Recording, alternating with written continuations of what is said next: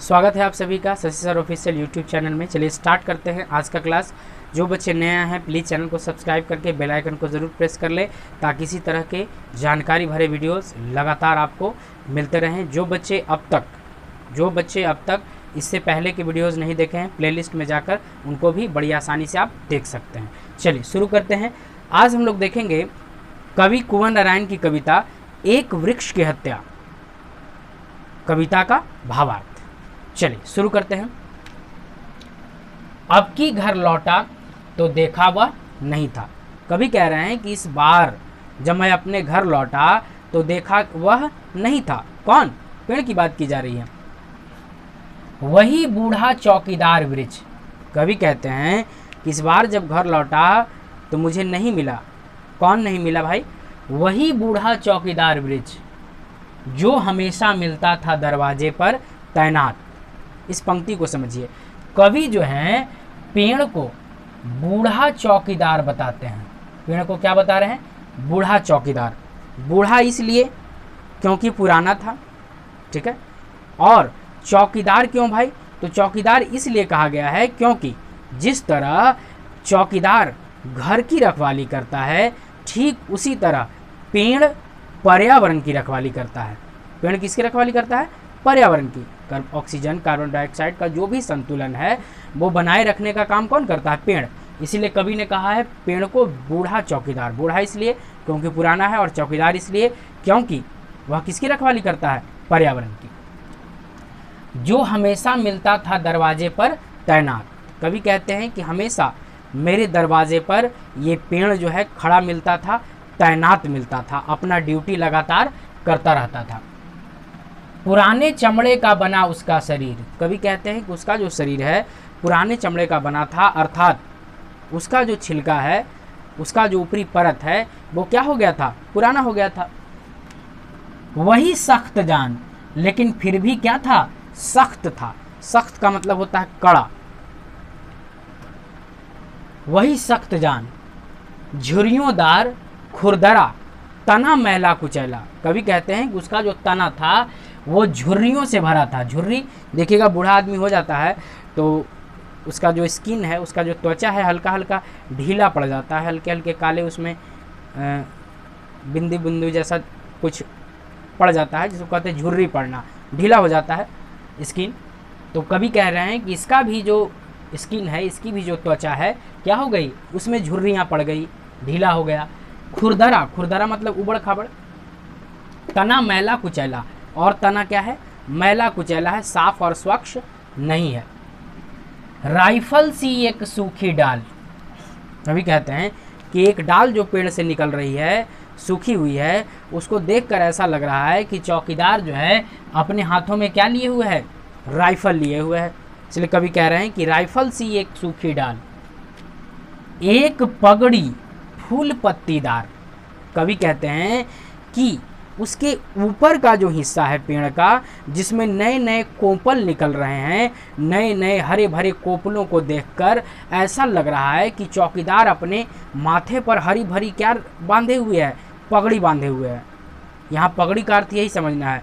पेड़ के ऊपरी भाग में जो नए नए कोपल निकल रहे हैं वो एकदम नए हैं, एकदम चमकदार हैं, और उसी को देखकर कवि को लग रहा है कि ये चौकीदार क्या किए हुए हैं? अपने माथे पर पगड़ी बांधे हुए हैं।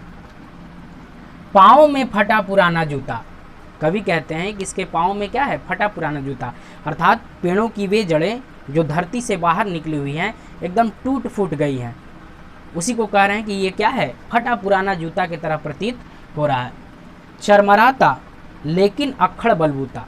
कवि कहते हैं कि पेड़ चरमराता है, हिलता है, डुलता है, लेकिन अपने बलबूते, जिद्दी है, बड़ा अक्खड़ है, अपने बलबूते जो है खड़ा रहता है। कोई आंधी तूफान आज तक इसको गिरा नहीं सका है। धूप में, बारिश में, गर्मी में, सर्दी में। कवि कहते हैं कि धूप हो, बारिश हो, सर्दी हो या गर्मी हो, हमेशा चौकन्ना अपनी खाकी वर्दी में। कवि कहते हैं कि धूप हो, बारिश हो, सर्दी हो या गर्मी हो, ये अपनी खाकी वर्दी पहनकर अपने ड्यूटी में लगातार लगा रहता है। अपने ड्यूटी में किसी प्रकार की कोई कमी नहीं करता। जैसे पेड़ है, बारिश होगी तो क्या पेड़ ऑक्सीजन देना बंद कर देगा? कार्बन डाइऑक्साइड को ग्रहण करना बंद कर देगा? नहीं, वो ड्यूटी अपना जो है लगातार करते रहता है, मौसम चाहे जो हो, परिस्थिति चाहे जो हो। चलिए इतना पैराग्राफ देख लिए। इसके बाद बस कुछ सेकंड्स में आपको हम अगले पैराग्राफ का तुरंत लिख के तुरंत बता देते हैं। चलिए आगे देखते हैं कविता की अगली पंक्तियों को, क्या कहता है इसमें कवि। अगली पंक्ति है, दूर से ही ललकारता कौन, मैं जवाब देता दोस्त। कवि कहते हैं कि जब भी मैं कभी अपने घर लौटता था तो पेड़ को देखकर मुझे ऐसा लगता था, ऐसा प्रतीत होता था, ऐसा महसूस होता था कि पेड़ क्या कर रहा है, आवाज़ दे रहा है। पेड़ मुझे आवाज़ दे रहा है, पेड़ पूछ रहा है, क्या पूछ रहा है, कौन। पेड़ पूछ रहा है कौन, और इस पर कवि जवाब देते थे दोस्त। ये प्रतीकात्मक बात है, पेड़ बोलता नहीं है, इनको कल्पना के आधार पर सब कुछ लिखा जा रहा है। तो कवि को ऐसा लगता था कि पेड़ क्या कर रहा है, प्रश्न पूछ रहा है, तो कवि उस पर जवाब देते थे मैं दोस्त हूँ। और पल भर को बैठ जाता उसकी ठंडी छाँव में। और कवि कहते हैं कि पल भर को उसकी ठंडी छाँव में बैठता था, तभी अपने घर को अंदर जाता था।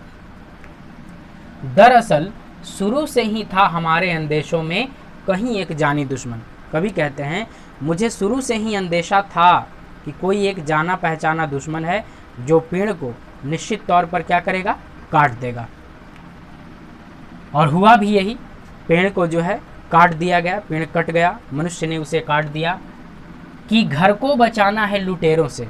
कवि कहते हैं घर को क्या करो, बाहरी लुटेरों से बचाओ, अन्यथा घर बर्बाद हो जाएगा। शहर को बचाना है नादिरों से। कवि कहते हैं कि शहर को किससे बचाओ, नादिरों से। नादिर मतलब, नादिर शाह का मतलब होता है बाहरी आक्रमणकारी। नादिर शाह जो है एक बाहरी आक्रमणकारी था, मध्य एशिया से आया था। 1739 ईस्वी में 1739 ईस्वी में दिल्ली आया था और दिल्ली को लूट पाट कर लेकर चला गया था। याद करो घनानंद वाला चैप्टर, घनानंद की जो हत्या है नादिर शाह के सैनिकों ने ही की थी, ठीक है। तो कवि कहते हैं कि शहर को बाहरी लुटेरों से, नादिर शाह जैसे लुटेरों से क्या करना है, बचाना है। देश को बचाना है देश के दुश्मनों से।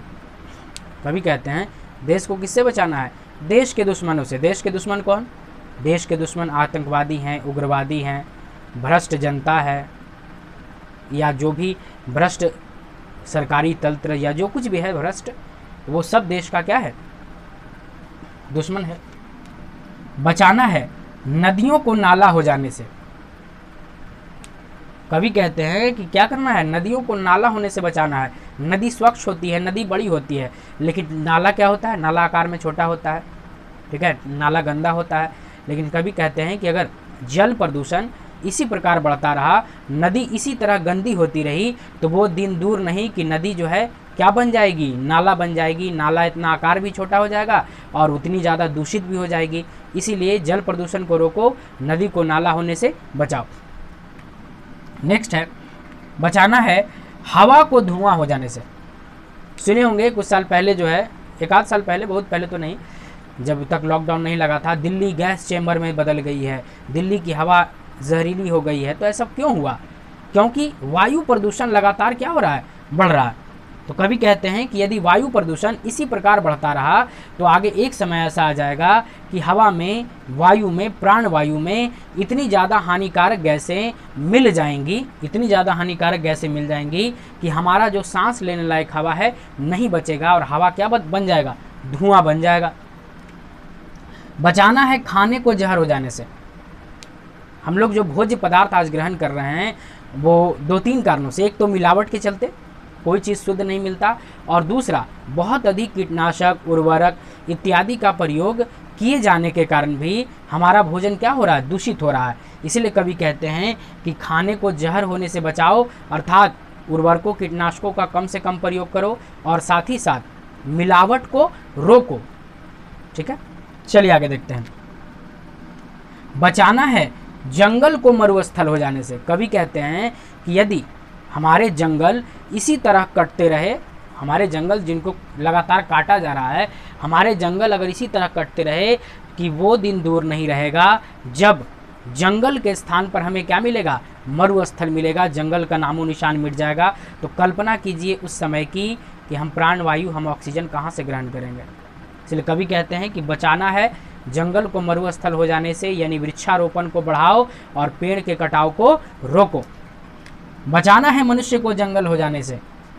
कवि कहते हैं मनुष्य की जो पशु प्रवृत्ति है, जो भी हिंसक प्रवृत्ति है, लगातार अगर इसी तरह बढ़ती रही तो निश्चित तौर पर आने वाले समय में मनुष्य क्या बन जाएगा, जंगली पशुओं के समान व्यवहार करने लगेगा, उसमें मनुष्यता का गुण खत्म हो जाएगा। एक तो ये मतलब हुआ मनुष्य के जंगल होने का, और दूसरा मतलब है मनुष्य के जंगल होने का जनसंख्या का लगातार बढ़ना। कभी कह रहे हैं जनसंख्या अगर इसी तरह लगातार बढ़ती रही तो मनुष्य का जंगल लग जाएगा, इस धरती पर चींटी सरकने का जगह भी नहीं बचेगा मनुष्य की जनसंख्या बढ़ने के कारण।